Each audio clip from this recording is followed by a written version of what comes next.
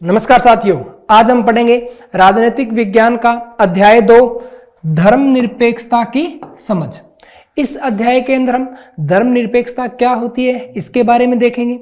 किसी राज्य को धर्मनिरपेक्ष राज्य होना क्यों जरूरी है, या किसी राष्ट्र के विकास में धर्मनिरपेक्षता का क्या योगदान होता है, हमारे भारतीय संविधान के अंदर धर्मनिरपेक्षता के बारे में क्या कुछ समझ है, क्या कुछ बता रखा है, इन सभी चीजों को हम अपने अध्याय के अंदर पढ़ेंगे। तो आइए शुरू करते हैं।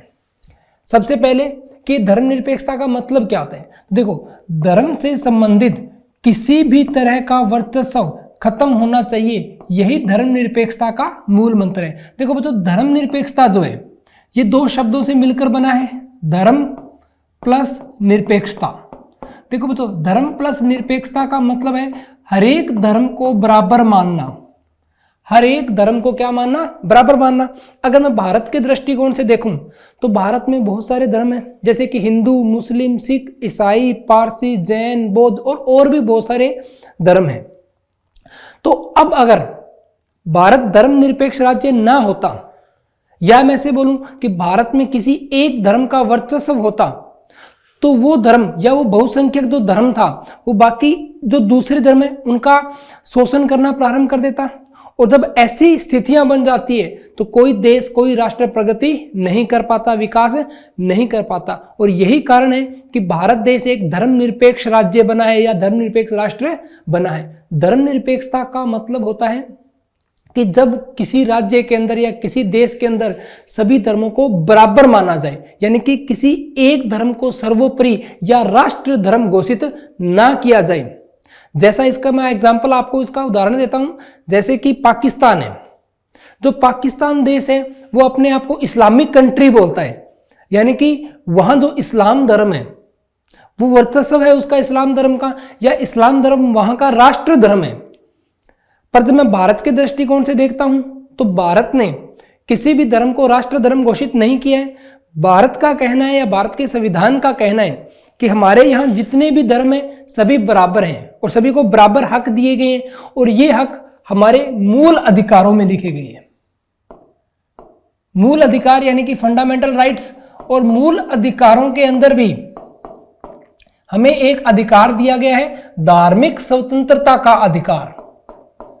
धार्मिक स्वतंत्रता का अधिकार। देखो बच्चों, इसका मतलब होता है कि किसी भी धर्म के व्यक्ति को अपने धर्म के प्रचार प्रसार की या उसे मानने की स्वतंत्रता है। यानी कि हमारे यहाँ कोई एक धर्म दूसरे धर्म का शोषण नहीं कर सकता या उसे दबा नहीं सकता। तो यही है धर्मनिरपेक्षता का मतलब। जैसा कि यहाँ लिख रखा है कि धर्मनिरपेक्षता क्या होती है। धर्म का राज्य से अलग रखने की अवधारणा को धर्मनिरपेक्षता कहा जाता है। इसका वही मतलब है कि कोई भी राज्य अपने यहाँ किसी भी धर्म को सर्वोच्च धर्म नहीं घोषित करता, यानी कि सभी धर्मों को क्या मानता है? बराबर मानता है। और यही क्या होती है? धर्मनिरपेक्षता। तो उम्मीद करता हूं धर्मनिरपेक्षता का मतलब समझ में आ गया। धर्मनिरपेक्षता का मतलब ऐसा देश जहां सभी धर्मों को बराबर आंका जाए, उसे क्या कहेंगे? अपने धर्मनिरपेक्ष राज्य। और इस संबंध को या इस पूरी प्रणाली को धर्मनिरपेक्षता कहा जाता है। धर्म को राज्य से अलग रखना महत्वपूर्ण क्यों है? देखो, या इसकी जगह मैं ऐसा भी कह सकता हूं कि किसी राष्ट्र का धर्मनिरपेक्ष राष्ट्र होना आवश्यक क्यों है। देखो, किसी भी राष्ट्र के विकास के लिए उसका धर्मनिरपेक्ष होना आवश्यक है, क्योंकि मैं इसके विपरीत एक उदाहरण लेता हूं। मान लो आप अमेरिका देश के अंदर रह रहे हैं और आप ईसाई ना होकर वहां किसी भी प्रकार के अल्पसंख्यक जो धर्म है उससे संबंधित हैं, तो वहां के जो ईसाई धर्म के जो लोग हैं वो हमेशा आपका शोषण करेंगे। अब जब ये शोषण चलेगा तो जो अल्पसंख्यक लोग हैं वो इसके प्रति, इसके खिलाफ आवाज उठाएंगे, यानी कि एक तनाव का माहौल हमेशा उस राष्ट्र के अंदर बना रहेगा। और जब किसी राष्ट्र के अंदर आंतरिक कलह बनी रहती है तो वो राष्ट्र कभी भी विकास नहीं कर पाता। तो यही कारण है कि भारत को भारतीय संविधान ने धर्मनिरपेक्ष राष्ट्र घोषित किया है। धर्मनिरपेक्ष यानी कि हमारे यहाँ किसी भी धर्म की सर्वोच्चता नहीं है, हमारे मूल अधिकारों में सभी धर्मों को बराबर आंका गया है। तो ये सब किया गया हमारे देश के विकास के लिए, ताकि विकास के अंदर कोई भी कमी ना आए, आंतरिक कलह से बचा जाए। जैसा कि हम यहाँ देख सकते हैं कि हमारे यहाँ मंदिर, मस्जिद, गुरुद्वारों के अंदर सभी धर्मों को अपने अपने हिसाब से अपने धर्मों का प्रचार करने की, अपने धर्मों के बारे में बताने की पूर्णतः आज़ादी है या पूर्णतः स्वतंत्रता प्राप्त है, और ये हमें मिली है हमारे मूल अधिकारों से।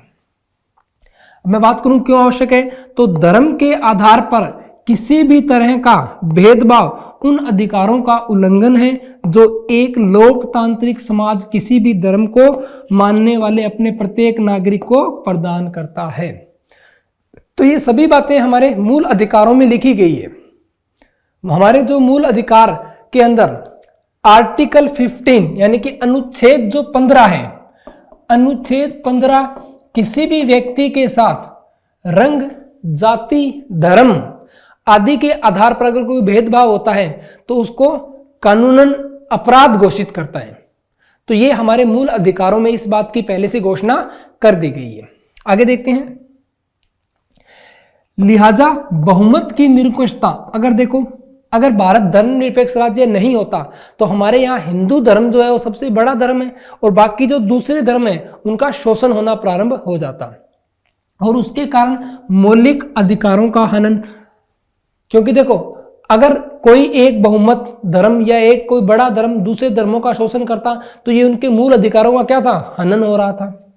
वह अहम कारण है जिसके चलते लोकतांत्रिक समाज में राज्य और धर्म को अलग अलग रखना इतना महत्वपूर्ण माना जाता है। और राज्य और धर्म को अलग अलग रखना यानी कि किसी भी राज्य के ऊपर धर्म का प्रभाव नहीं होना और धर्म के ऊपर राज्य का प्रभाव नहीं होना, यही क्या कहलाती है, धर्मनिरपेक्षता कहलाती है।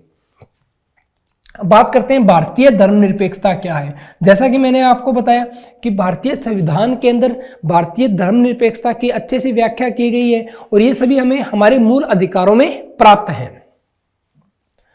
भारतीय संविधान यानी कि वह किताब जिसके अंदर कुछ नियम कानून बनाए गए हैं जो एक राष्ट्र को चलाने या उस राष्ट्र पर शासन करने के लिए आवश्यक होते हैं, जो कि हम हमारे पहले अध्याय में पढ़ चुके हैं। भारतीय संविधान में कहा गया है कि भारतीय राज्य धर्मनिरपेक्ष रहेगा।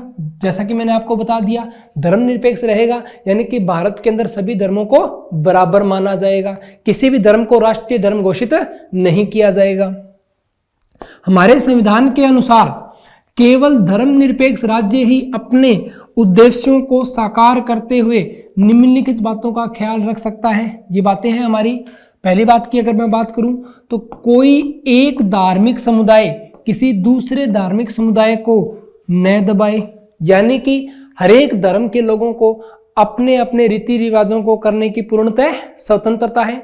कोई एक धर्म के लोग दूसरे धर्म के लोगों को उनके रीति रिवाजों को करने से नहीं रोक सकते। अगर मैं दूसरी बात करूं तो ये है कुछ लोग अपने ही धर्म के अन्य सदस्यों को न दबाएं। इससे मतलब है हमारे पुराने रीति रिवाजों से। जैसे कि अगर मैं हिंदू धर्म के अंदर भी बात करूं तो हिंदू धर्म के अंदर भी लोग जातियों के अंदर विभाजित हैं। एक तो होते हैं उच्च वर्ग के लोग और एक होते हैं निम्न वर्ग के लोग, और निम्न वर्ग के लोगों को अछूत माना जाता है। तो जो उच्च वर्ग के लोग थे वो अपने से निम्न वर्ग के लोगों को अछूत कहकर उनका तिरस्कार किया करते थे। तो ये एक ही धर्म के अंदर भी क्या है, भेदभाव हो रहे। तो इस बात को भी रोकता है। राज्य न तो किसी खास धर्म को थोपेगा और न ही लोगों की धार्मिक स्वतंत्रता छीनेगा। क्योंकि भारत एक धर्मनिरपेक्ष राज्य है इसलिए ये बात तो स्पष्ट होगी कि जो राष्ट्र है ये किसी एक धर्म को नहीं थोपेगा। दूसरी बात की अगर मैं बात करूं कि यह न ही लोगों की धार्मिक स्वतंत्रता छीनेगा, तो हम देखते हैं गुरुद्वारों को, जो गुरुद्वारे होते हैं उन पे स्पीकर लगे होते हैं तो उनको उनकी स्वतंत्रता है, वो अपने धर्मों का प्रचार प्रसार कर सकते हैं। ऐसे ही मुस्लिम समुदाय को अपने अपने रीति रिवाजों की स्वतंत्रता है, हिंदू समुदाय को मंदिर बनाने की स्वतंत्रता है। तो जो राज्य होता है वो कभी भी धार्मिक मामलों में हस्तक्षेप नहीं करते। हस्तक्षेप मतलब उनके बीच में रुकावटें पैदा नहीं करते। अगला कारण, इस तरह के दबदबे को रोकने के लिए भारतीय राज्य कई तरह से काम करता है। पहला तरीका, कुछ तरीके बताए गए हैं कि भारतीय राज्य कैसे इन दबदबों को, कोई एक धर्म दूसरे धर्म को न दबाए, एक ही धर्म के लोग अपने ही धर्म के लोगों को न दबाए, या मैं ऐसे बोलूं कि जो धार्मिक स्वतंत्रता है किसी की वो न छीनी जाए, तो उनके लिए हमारा जो संविधान है, जो भारतीय राज्य है, वो क्या क्या कर सकता है, उन सब चीजों के बारे में अपने यहाँ देखेंगे। यह है कि वह खुद को धर्म से दूर रखता है। देखो सबसे पहला तरीका, जो राज्य होता है वो अपने आप को धर्म से क्या रख रहे हैं, दूर रख रहे हैं। क्योंकि भारत राष्ट्र एक धर्मनिरपेक्ष राज्य है, तो यह अपने आप को धर्म से दूर रखता है ताकि किसी भी धर्म की भावनाएं आहत न हो। धार्मिक वर्चस्व को रोकने के लिए भारतीय धर्मनिरपेक्षता का दूसरा तरीका है अहस्तक्षेप की नीति। देखो बच्चों, इस अहस्तक्षेप की नीति का मतलब ही यही है कि अगर कोई धार्मिक समुदाय अपने रीति रिवाजों को करता है तो राज्य सरकार जो है वो उनके रीति रिवाजों को कभी भी मना नहीं करती, उनको रोकने का काम नहीं करती, यानी कि उनके रीति रिवाजों के अंदर हस्तक्षेप नहीं करती। धार्मिक वर्चस्व को रोकने के लिए भारतीय धर्मनिरपेक्षता का तीसरा तरीका है हस्तक्षेप का तरीका। बच्चों, ये हस्तक्षेप का तरीके का मतलब है जब एक ही समुदाय के लोग अपने ही समुदाय के दूसरे लोगों के छुआछूत करते हैं, तो वो होता है तब अगर राज्य सरकार इसके अंदर हस्तक्षेप नहीं करेगी।